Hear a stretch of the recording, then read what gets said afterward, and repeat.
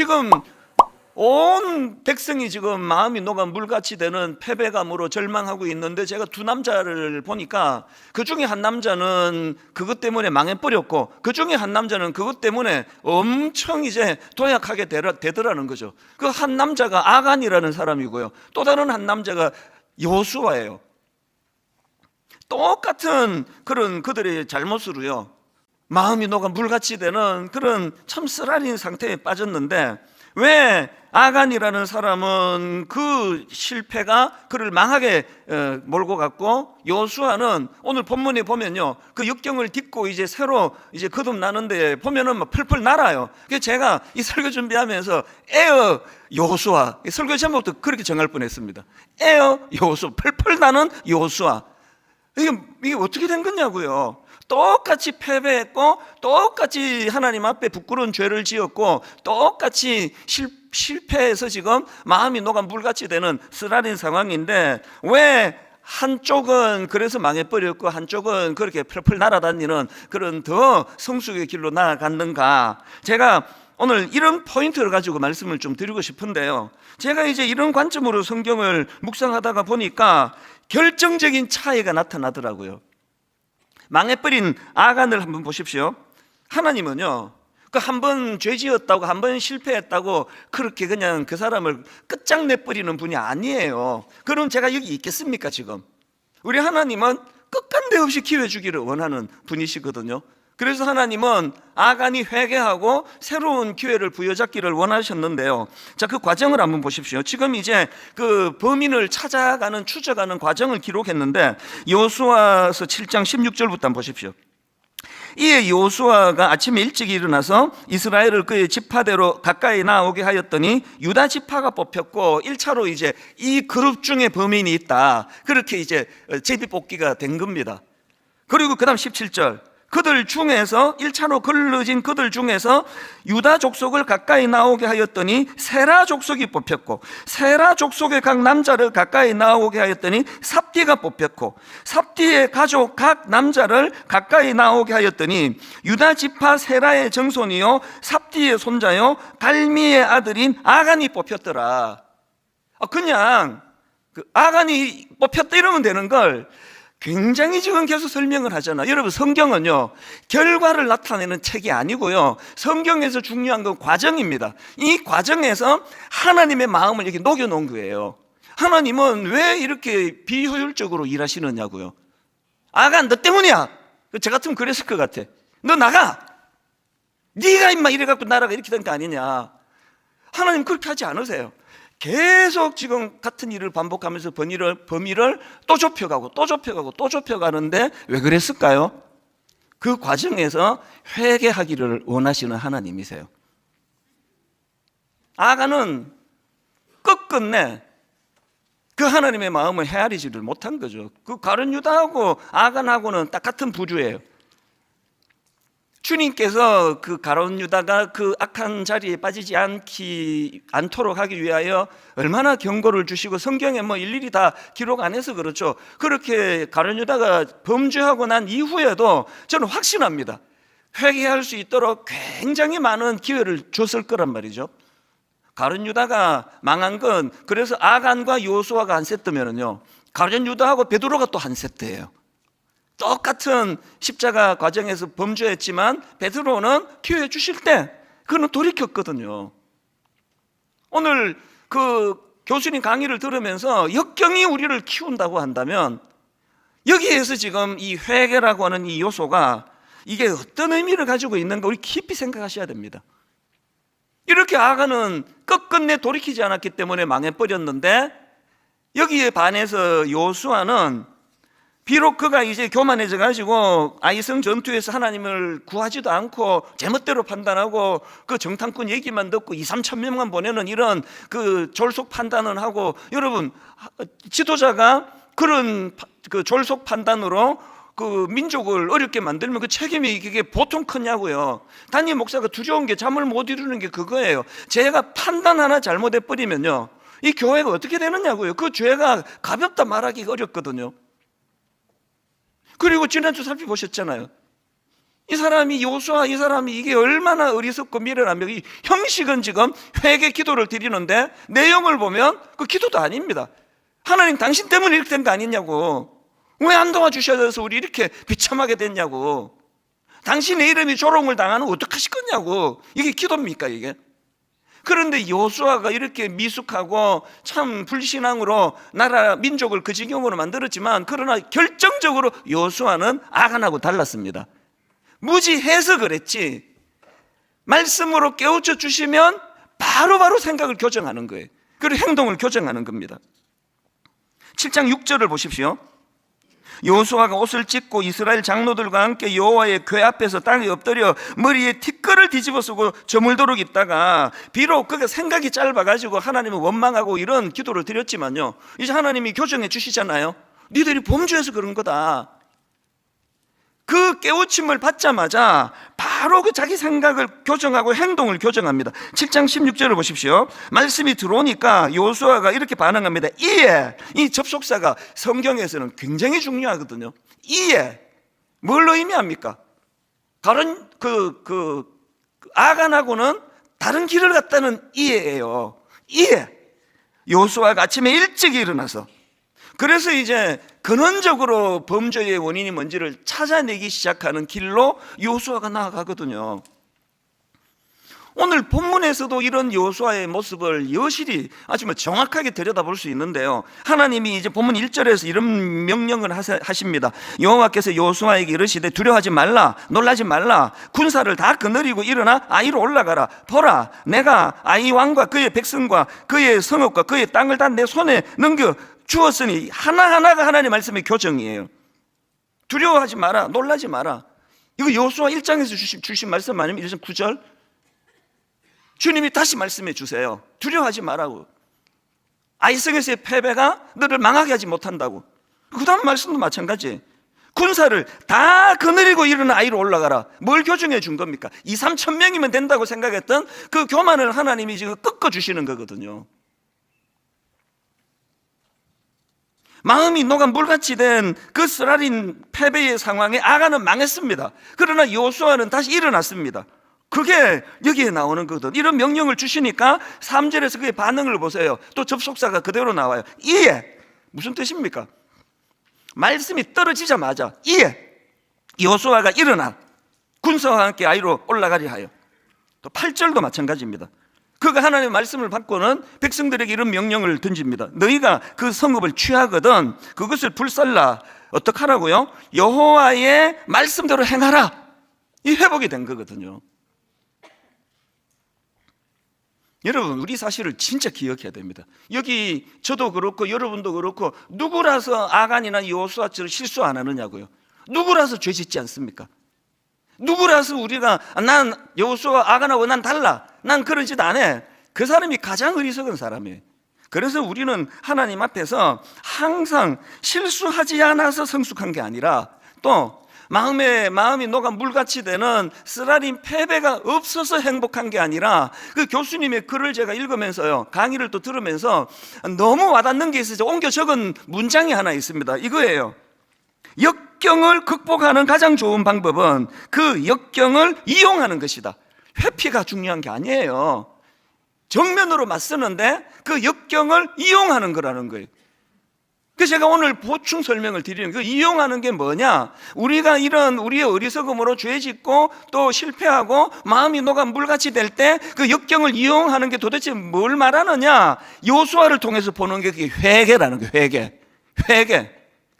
회개가 우리 안에서 일어나면 우리의 이 좌절이, 역경이 오히려 하나님 앞에 더 순도 높은, 더 순수한 좋은 그런 주님의 자녀로 성장해 갈 수 있다는 거거든요. 그 회개가 뭐냐?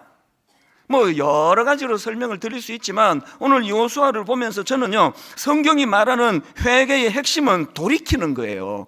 마음을 바꾸는 겁니다. 여호수아가 하나님 말씀 앞에 하나님 원망하고 당신 때문이라고 비난했다가 말씀 앞에 생각을 돌이키잖아요.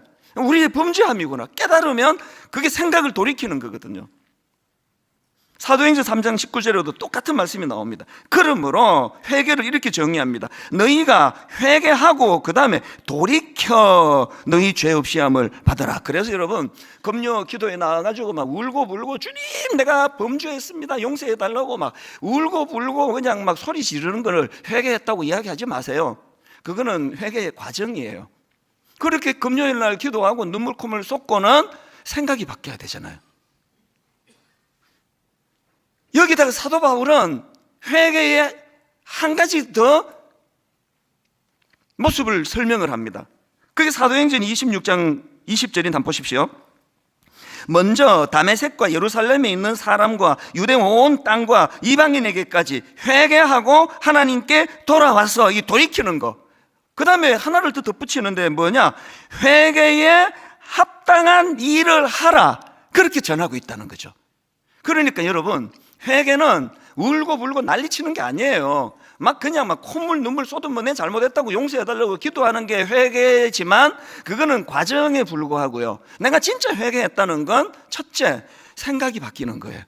내가 이렇게 생각하고 살았는데 잘못된 거구나. 그 다음 둘째 그 바뀌어진 생각의 영향을 받아서 행동이 달라지는 거죠. 이게 회개라는 겁니다. 역경을 진짜 여러분 인생의 보배로운 자산으로 만들고 싶으시면요 회개하셔야 돼요. 회개.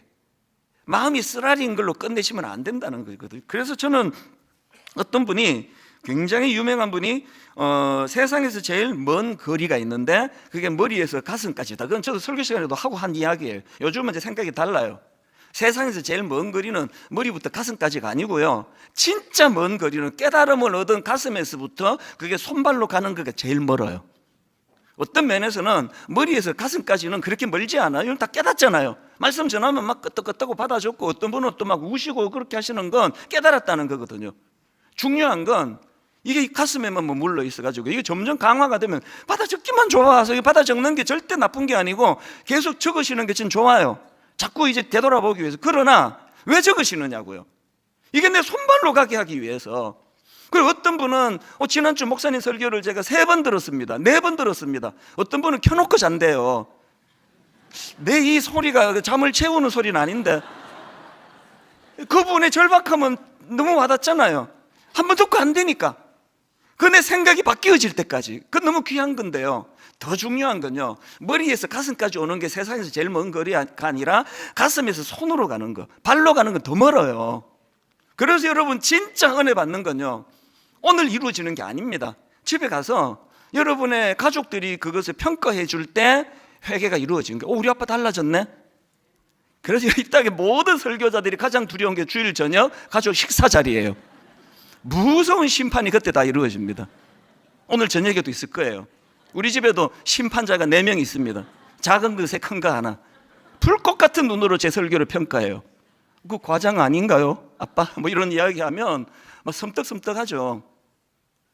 목사가 요 입으로 준비한 거 잘 전하는 것까지가 설교가 아니고요 내려와서 그거를 살려고 애쓰는 것까지가 그게 설교예요. 그 이론 듣고 무슨 변화가 일어나겠냐고요. 그러니까 말씀이 설교자를 관통하고 설교자를 관통한 그 말씀을 전하는 게 1차 의무, 그리고 자기가 전한 걸 살아내려고 몸부림치는 거가 2차 의무, 그리고 무서운 평가자 4명이 그것을 평가하는 것까지가 제가 할 일이에요. 왜 이걸 추구하는지 아시겠죠? 울고 불고 막 가슴만 뜨거워져 갖고는 그게 회개가 아니에요. 요수아가 울고 불고 막 가슴 뜨겁고 옛날같이 똑같이 2차 아이성 전투 때도 똑같은 짓을 했다면 그걸 요수아가 회개했다고 우리가 평가하겠냐고요. 완전히 바뀌었거든요. 생각이 바뀌었기 때문에 요수아의 행동이 바뀌어졌고, 그래서 요수아는 역경을 성장의 도구로, 그래서 에어 요수아 막 이렇게 제가 생각이 막 뜨거워지는 거거든요. 한 해를 돌아보실 때요, 여러분 회사에 안 믿는 김 과장님이 여러분의 회개를 인정해 주시는 거 다음 주일 그 사인 받아 갖고 오세요. 우리 예수 믿는 이 사람 정말 많이 변했습니다. 그리고 사인 받아 오시면 그거 제가 정말 제가 그분을 내가 존경할 수 있을 것 같아요. 이 회개예요. 그래서 여러분 우리가 하나님 앞에서 늘 이제 이 내 마음의 변화가 중요하고요. 생각이 이제 돌이키는 거죠. 그리고 이 돌이킨 생각의 영향으로 행동이 변화가 되는 거. 이게 분당 우리가 추구하는 진짜 중요한 회개예요. 몸부림입니다.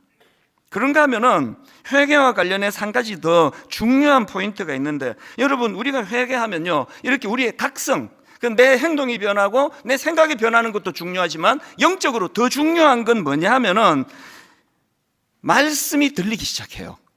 자, 요수아 오늘 본문 말씀이 이렇게 시작합니다. 8장 1절 여호와께서 요수아에게 이르시되요. 이게요 7장에 나오는 1차 아이성과의 전투에서는 빠져버렸어요. 교만해지니까 하나님 없어도 우리 이길 수 있다 생각하니까 말씀이 안 들리는 거죠. 안 하셨겠냐고요. 안 들린 거죠. 내 힘으로 할 수 있다 할 때 이 귀가 다 닫혀버리거든요. 근데 회개했더니 생각을 돌이키고 행동을 바꾸려고 애쓰는 자에게는 다시 말씀이 들려요. 그래서 목사가요, 말씀이 안 들리는데 계속 이 설교를 해야 된다 생각하면 이건 재앙 중에, 그리고 버티지도 못해요. 이게 얼마나 고통이겠냐고요. 내가 각성하는 것도 중요하지만 여러분 진짜 회개가 일어나면 다시 말씀이 들리기 시작해요. 그래서 제가 이 자리에서 결혼식 주례할 때 종종 제가 권면합니다. 신랑 너무 똑똑한데 신부 너무 잘난 거 아는데 두 사람의 가정의 가장 중요한 성패는 가이드가 있느냐 여부다. 가이드 되시는 하나님의 인도하심 없이는 그 가정이 갈수록 어려워질 거다. 그 다윗 이야기를 종종 하잖아요. 다윗이 내게 부족한 게 없습니다 그러는데 전제를 뭐로 둡니까? 가이드 되시는 하나님이 내게 목자가 되시기 때문에 나는 부족한 게 없다거든요. 여러분 가이드가 초행길 인생, 혼미한 우리 인생에 가이드 되시는 하나님이 여러분의 앞길을 인도해 주시는 인생이 되시기를 바랍니다. 그게 회개의 열매예요. 요한계시록 3장에 보면은 이 라오디게아 교회를 향한 무서운 주님의 책망이 나오는데요, 저는 이 말씀을 두 파트로 읽어요. 이 전반부와 후반부로 나누어지고, 전반부는 무서운 책망이고 후반부는 주님의 대안이에요. 우리 하나님은 우리를 꾸짖으실 때 대안 없이 꾸짖지 않으시고, 인간은 막 열받아 갖고 막 그냥 막 들이퍼붓지만요, 우리 주님은 항상 대안을 주세요. 그게 안 들리는 거죠. 자, 라오디게아 교회 한번 보십시오.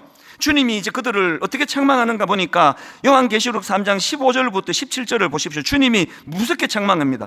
내가 너 행위를 아노니 너가 차지도 아니하고 뜨겁지도 아니하도다. 내가 차든지 뜨겁든지 하기를 원하노라. 너가 이같이 미지근하여 뜨겁지도 아니하고 차지도 아니하니 내 입에서 너를 토하여 버리리라.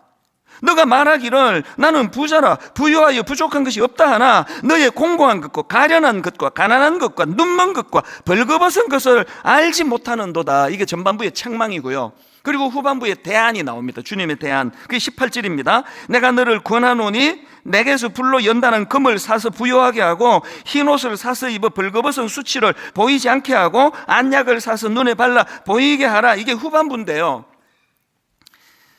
회개하지 않은 그 강한 심령은 꾸지람만 들려요. 그 교회 안 올라 그래요. 근데 일주일 내내 피곤한 게 살다가 내 위로받으려고 왔더니 저 목사가 또 오늘 쉰 소리를 가지고 막 계속 문제만 지적하네. 그래서 분당 우리 안 가. 그러니까 안 오신 분이 많아요. 꾸지람만 들리니까. 지가 뭔데 맨날 우리한테 이렇게 그냥 인상, 나보고 막 계속 인상 좀 펴라고 설교를 할 때 인상 좀 쓰지 말아라고 막 많은 분이 건의하는데 이 모든 게 다 옥하는 목사님 때문이에요. 목사님이 너무 인상 쓰면서 설교하신 걸 제가 10년을 보고 이렇게 됐다라고 지금도 지금 책임 전가하는 저의 죄성을 농담으로 받아주시기를 바랍니다. 우리가요, 은혜가 없을 때는 책망만 들려요. 우리 하나님 무섭다 막 이런 소리하고 막 하나님 무서운 하나님이래요. 왜 그렇습니까? 대안에 18절이 안 들려서 그래요. 18절 한번 보시겠습니까? 꾸짖기만 하는 주님이 아니세요. 라오디게아 교회 완전히 망할 것 같은 그런 상황인데 주님이 어떤 말씀을 주시느냐? 내가 너를 권하노니 내게서 풀로 연단한 금을 사서 부요하게 하고 흰 옷을 사서 입어 벌거벗은 수치를 보이지 않게 하고 안약을 사서 눈에 발라 보게 하라. 여러분, 지금 전반부와 후반부를 가르는 결정적인 말씀이 18절의 이 대안이거든요. 그런데 저는요, 그 액센트를 넣어가지고 18절 다시 보십시오.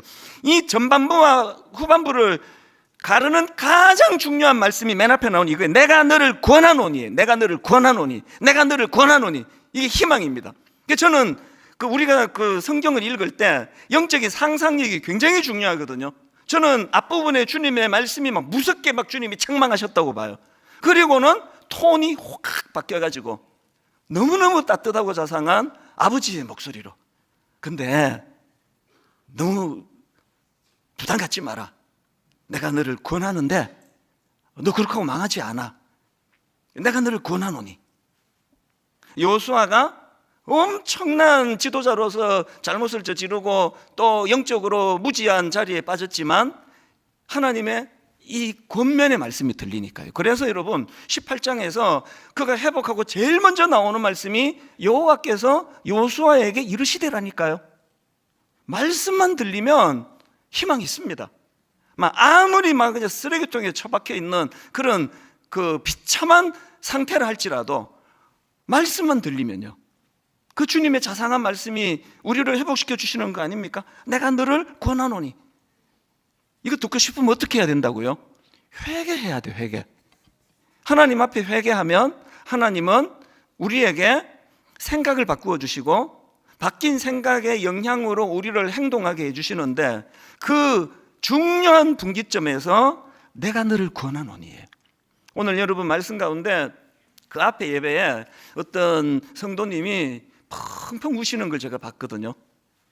오늘 어떤 드라마틱한 예화가 있어가지고 그분을 심금을 울리고 한 이런 내용이 지금 아니잖아요. 어떻게 보면 참 원리를 말하는 딱딱한 말씀인데 눈에 띄게 우시는 거예요.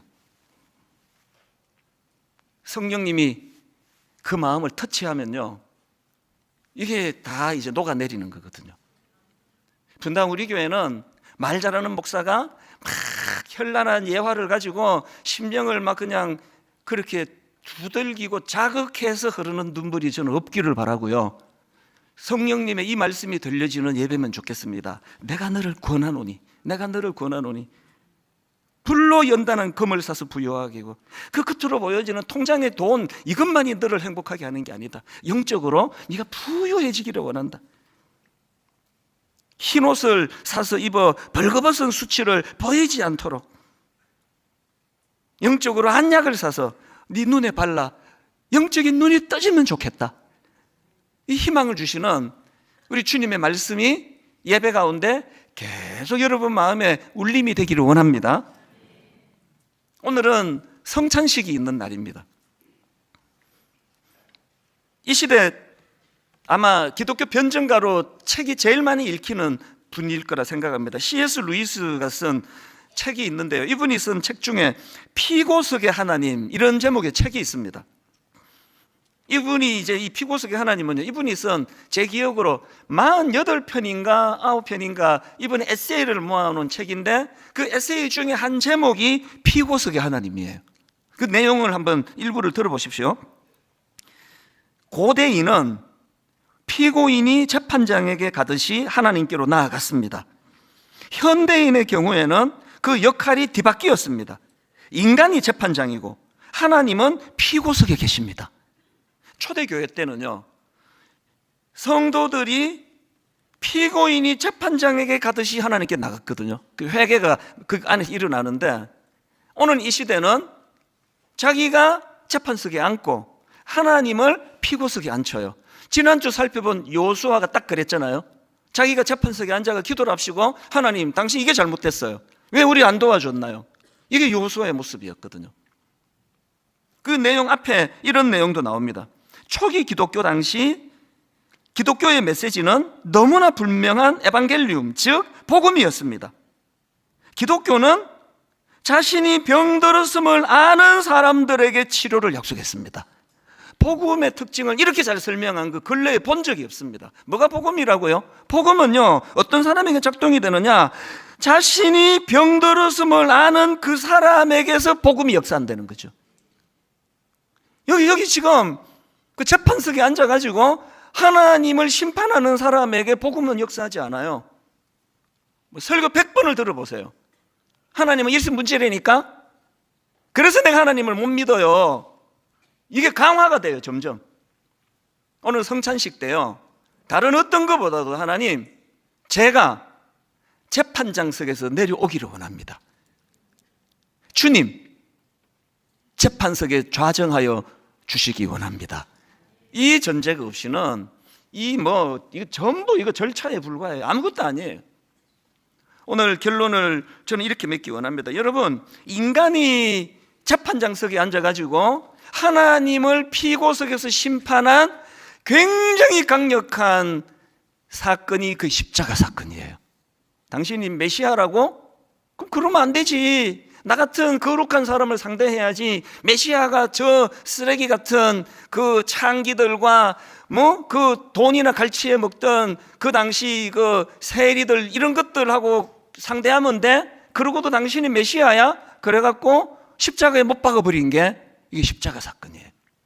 오늘 여러분은 어떠세요? C.S. 루이스의 피고석의 하나님이라는 책에서 저는 기독교는 자신이 병들었음을 아는 사람들에게 치료를 약속했습니다. 저는 이 말씀과 더불어서 시편 37편 23절 24절은 세트라고 생각합니다. 23절, 여호와께서 사람의 걸음을 정하시고 그의 길을 기뻐하시나니, 그 다음 보세요. 그는 넘어지나 아주 엎드러지지 아니함은 여호와께서 그의 손으로 붙드심이로다. 자기가 병들었음을 아는 그 사람에게 주신 약속이에요. 자기가 병들었기 때문에, 그래서 내가 재판석에 있을 자격이 없음을 알고 피고석에서 재판장 되시는 하나님 말씀에 귀를 기울이는 그 사람이 누리는 축복이, 그는 넘어지나 아주 엎드러지지 않는 놀라운 복을 받아 누리는 거죠. 설교 제목을 여기서 따왔거든요. 오늘 설교 다 까먹어도 괜찮아요. 이것만 기억하세요. 그는 넘어지나 아주 엎드러지지 아니함은 여호와께서 그의 손으로 붙드심이라. 누구를 붙들으신다고요? 마음이 너가 물같이 됐을 때 아간처럼, 아까 다 설교했으니까 반복 안 하겠습니다. 이쪽으로 가는 게 아니라 요수아처럼 하나님을 의지하고 의뢰하면서 하나님 앞으로 나아가 회개할 때, 맨 서두에 들었던 그 교수님의 말씀처럼 여러분의 고난이, 억장이 무너져 마음이 너가 물같이 되는 그 상황이, 불면증이 찾아오고 우울하고 잠을 이룰 수 없는 그 모든 재료가 여러분을 성숙의 길로 이끄는 재료가 될 줄로 믿으시기를 바랍니다.